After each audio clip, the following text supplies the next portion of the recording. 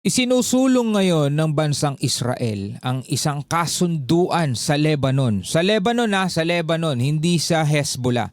Kasi alam naman natin mga tol, hindi naman talaga Lebanon ang kalaban ng Israel, kundi yung grupong Hezbollah na nakabase doon sa Lebanon. No? Unfortunately, dahil nga sa paikipaglaban ng Israel doon sa grupong Hezbollah is nadadamay etong Lebanon. No, marami rin ang nasasawi sa kanila, maraming mga facilities at gusaling gumuguho. So ngayon, meron silang isinusulong na kasunduan dito sa Lebanon para mapanatili ang katatagan. So anong kasunduan 'yon mga tol? Alamin natin dito sa balita mula rito sa Net25. Samahan niyo ako mga kapatid.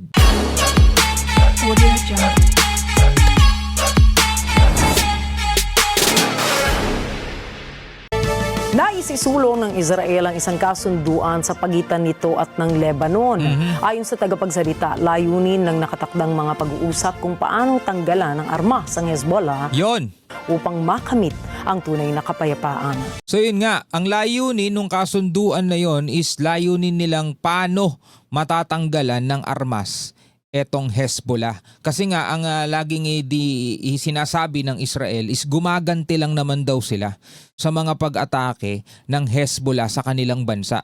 So para sa kanila kasi mga kapatid, etong Israel hindi sila yung uupo sa isang mesa at makikipagnegosasyon, makikipag-peace talk para matigil ang putukan. Ang lengguwahe nila mga tol, mata sa mata, ipin sa ipin. Hanggat nakikita nila ang mga kalaban nila o ang tinuturing nilang mga kalaban is may armas, armado, may capability na magpalipad ng mga ballistic missile, hindi sila matatahimik. Hindi sila matatahimik at hindi nila papayagan yun.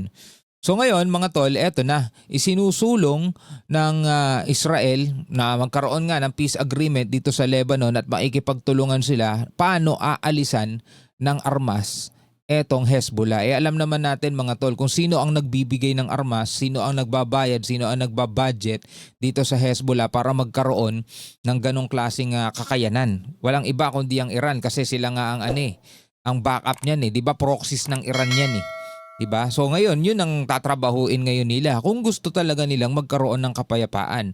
Kasi nga ipinagpauna na, sinabi na ni Netanyahu doon sa kanyang speech, kapag na wala na ang threat, kapag nakita nilang wala na yung kanilang mga kalaban, saka pa lang niya uupuan para pirmahan ng isang kasunduan. So ngayon, eto mga tol, mukhang magsisimula na. Anjo Milano para sa report. Gusto nang makipagkasundo ng Israel sa Lebanon.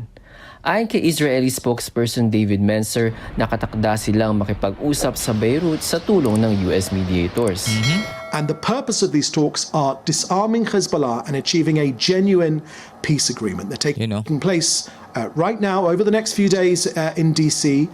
The severe damage actually inflicted on Hezbollah has created a new reality in Lebanon, and that has opened a window for this potential historic agreement. So ngayon, paano nila tatanggalan ng armas etong grupong Hezbollah? Siguro kailangan na ring pakilusin ng Lebanon ang kanilang sandatahan kontra dito sa Hezbollah. 'Di ba? Kasi pagtutulungan nila ng Israel, alangan nang sabihin nila sa Hezbollah, bitawan niyo na mga armas niyo, sumuko na kayo. Syempre, hindi naman siguro gagawin ng Hezbollah 'yon. So ang gagawin nila siguro isang isang operasyon, isang misyon para tuluyang maalisan ng armas etong Hezbollah. Siguro tutulong na rin ang Lebanese government, 'di ba? Kasi mga tol, ganito nangyayari para sa mas ma-explain natin. Katulad na lang halimbawa ng nangyayari dito sa ating bansa. For example, yung ating mga sandatahang lakas, mga sundalo. Kapag nagkakaroon sila ng operasyon kontra sa mga terorista, for example, hindi naman yung syudad o komunidad o hindi naman yung mga kabahayan doon ang kalaban nila. Ang kalaban nila, yung mga terorista na namumugad doon. For example na lang mga tol, yung nangyari, di ba? Ilang taon na nakakaraan yung doon sa Marawi, di ba? At itong mga nakaraan lang, di ba, may mga operasyon ulit ng militar. Minsan may nakukuha pa sila mga estudyante doon. Hindi naman yung mga komunidad o yung mga mamamayan doon ang kalaban nila, kundi yung mga target nilang rebelde na nandun. So parang ganun din dito sa Israel, hindi naman talaga yung Lebanon ang pinakakalaban nila. Nadadamay lang kasi syempre wala namang sinasanto ang mga missile. Wala namang sinasanto mga airstrike. At para sa Israel, kapag nakita nila yung target nila na pumasok doon sa isang gusali, wala na silang pakundangan. Kumbaga para sa kanila, casualty na lang yung gusaling yan. Pababagsakin natin para mabawasan ng problema natin. Ganun yung ginagawa nila. Binigyan diin ni Mencer na ang gyera ng Israel ay hindi sa Lebanon kundi sa Hezbollah. We want an agreement with Lebanon. We feel that there is no reason why an agreement with Lebanon cannot be taken forward. The only impediment is the terrorist organization of Hezbollah, which is why we believe that they should be disarmed and dismantled. Yun nga, syempre kung ang Israel ang kikilos lang dyan, paulit-ulit na mangyayari to. Strike ng Israel ang isang gusali. Pero kung magkakaroon ng kasunduan ang Israel at saka ang Lebanon, at kung seryoso ang Lebanon, for example, sabihin ng Israel, na-detect ng intel namin na pumasok sa ganitong gusali etong miyembro o mataas na opisyal ng Hezbollah. Bibigyan namin kayo ng isang araw para hulihin yan, at kapag hindi ninyo kinilusan, pababagsakin namin yung building. Pwedeng ganon. So dapat makipagtulungan dyan yung Lebanon. It's either sila ang pumasok dun sa gusaling yun, sila ang humuli, or pababagsakan ng Israel yung isang gusali, no? Matatandaan noong Abril, si US Secretary of State Marco Rubio ang nag-host ng kauna-unahang direct talk sa pagitan ng Israel at Lebanon sa nakalipas na ilang dekada. Kapwa partido ang nagsabing positibo ang kinalabasan ng mga pag-uusap. Minarkahan ng naturang pag-uusap ang pambihirang pagkikita ng mga kinatawan ng dalawang bansa nang nagsimulang maglaban ng maitatagang Israel noong 1948. Samantala, ilang mga pagpupulong pa ang naganap mula noong Abril sa harap ng patuloy na labanan ng Israel at Hezbollah sa Lebanon. Ito ay sa kabila ng paulit-ulit na ceasefire.